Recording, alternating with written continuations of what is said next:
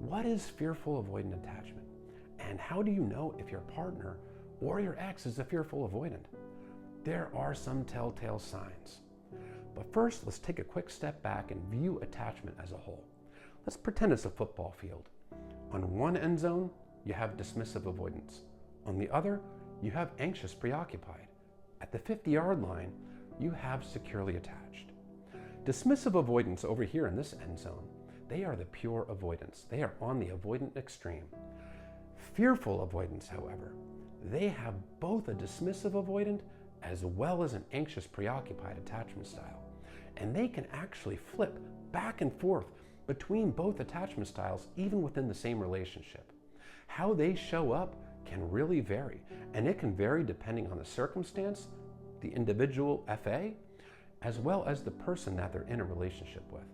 But first, how is fearful avoidant attachment created? Where does it come from? Fearful avoidant attachment usually starts in childhood. This is a person that experienced childhood emotional neglect in a very similar way to a dismissive avoidant. However, unlike the dismissive avoidant, they also experienced a degree of chaos, of volatility, hot and cold behavior from their parents, perhaps even trauma or physical or emotional abuse. The end result is a person that has both an anxious preoccupied as well as a dismissive avoidant attachment. Their anxious side longs for love and connection. Their avoidant side fears conflict, fears communication, and both attachment styles fear abandonment. This is a person that really was never shown in a healthy way how to process emotions or how to show up in a relationship. Now, not all fearful avoidants are the same.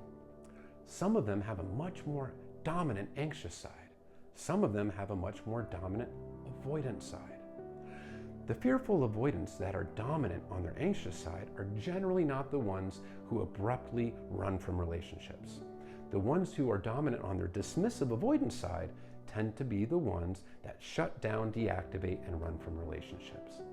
Now, with fearful avoidance, there tends to be a very similar pattern that they experience in relationships. Let's get into that. Fearful avoidants usually start a relationship showing up as an anxious attacher, or some of them can appear pretty secure, but they usually seem a little on the anxious side. They can be clingy, needy, seeking reassurance, wanting to spend all the time with their partner. And many fearful avoidants can be very quick to put a commitment label on the relationship and push it along. Many fearful avoidants love bomb their partner. Not all do, but many do. And there's a reason for it. One, their dismissive avoidant side has not been triggered early in the relationship. That is still dormant. Now, their anxious side is on fire. That's the side that wants connection, wants love, and wants it all. And they're letting all these bottled up emotions flow out onto their partner. They're feeling good. They're riding that dopamine, and they're letting it pour right out. Now, the fearful avoidant is not love bombing for the purposes of manipulation. They really believe this stuff in the moment. They think they finally got it right this time. However, as time goes on, the dismissive avoidance side starts to come out and sabotages the relationship. After the honeymoon phase is coming to an end and is going into the commitment phase, the fearful avoidant tends to become hyper vigilant. This is a person who did experience chaos, trauma, betrayal as a child. The people that they were supposed to rely on for their emotional needs betrayed them, let them down. So they have this deep distrust that they carry. And this distrust starts to come out now. So they start looking for inconsistencies in their partner. They look for faults in their partner, things to pin their fears on, because the human mind likes to be proven right. Even if it's something that you don't consciously want to be right about, your subconscious mind loves to get validated.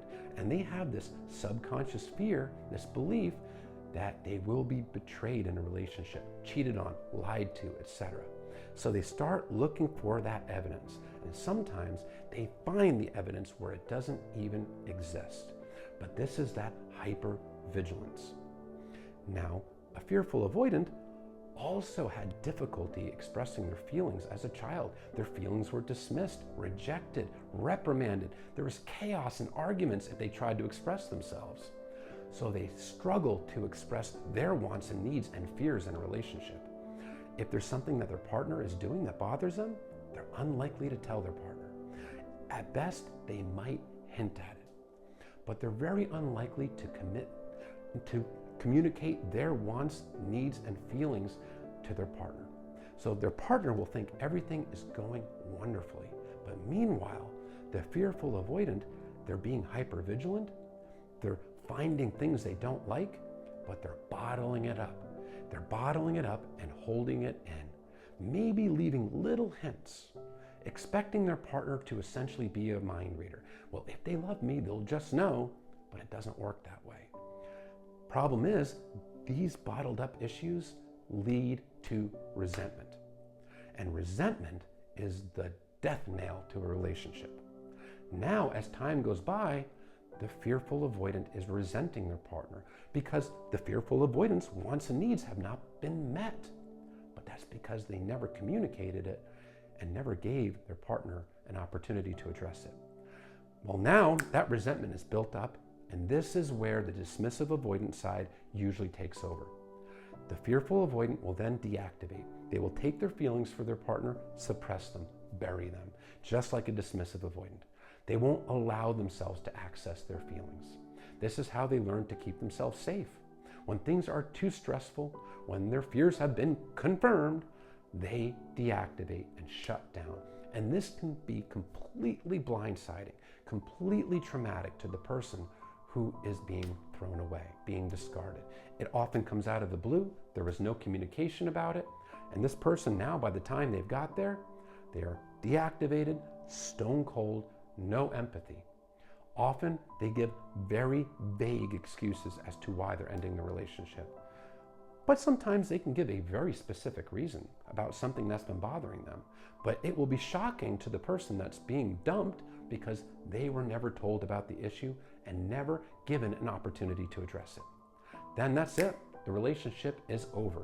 The fearful avoidant has successfully self-sabotaged yet another relationship. Well, wait, there's more. So now, as time and no contact goes by, the fearful avoidant, well, their anxious side comes right back into the picture. Well, now they're second guessing themselves and they are wondering if they made a mistake. So this is where the fearful avoidant will commonly breadcrumb their ex, putting little feelers out to see if this person still wants them, if their ex is still an available option. And if the ex takes the bait, the fearful avoidant feels validated and generally pulls right back into their avoidant side and deactivates again. In some cases, they do try to come back to their partner. It does happen. But often they just want the validation to know, well, hey, this person still wants me. And that soothes their anxious side. Now, again, not all fearful avoidants are the same. This pattern typically happens with fearful avoidants that are at least 50% or more dismissive. The ones that are more anxious generally don't run as much, but they can shut down and still lack communication in a relationship, and it still can lead to issues. The ones that are severely dismissive actually can have some of the same exact triggers as a dismissive avoidant. They can actually be triggered by emotional intimacy. They might fear a commitment label, and they might actually have difficulty in even recognizing their own emotions. But if your partner, your ex, really seemed anxious early in the relationship, but then over the course of time, they became more avoidant, probably a fearful avoidant, especially if they had any kind of trauma or chaos as a child. That is a very telltale sign. And fearful avoidants generally last in relationship longer than a dismissive avoidant. A pure dismissive avoidant will usually be in a relationship 4 to 6 months. Fearful avoidance can be many months or even many years. That's because of their anxious side. They do find it easier to last, but ultimately they still self-sabotage.